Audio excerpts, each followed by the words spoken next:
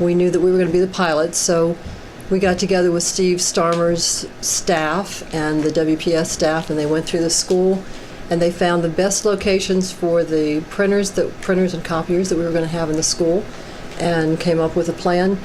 At that point, we started to work with teachers to make sure that they had a code and that they understood how to work the copiers and the printers, and could put the codes in their computer so that they could print the documents that they needed to print.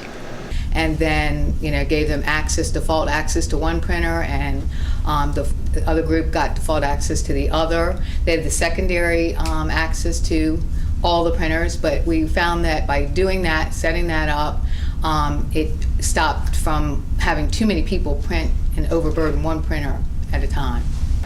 Previously, we had different copiers all around the building, so each department would have their own copier, and if that copier broke, it would be down for weeks at a time, and you maybe sometimes could beg other departments to use theirs, but it was never very convenient. And now to be able to sit at the computer and with a couple clicks send down hundreds of copies, and to have those delivered right to your room minutes later is incredible. So I think from a teacher's perspective, it saves so much time. It allows you to be so much more organized. I think one of the things that was successful was obviously the training that came in, the training that we were given to set up managed print, and then the training that was given to our staff. I think it was successful in letting them see how easy it was for them to print and scan and fax items.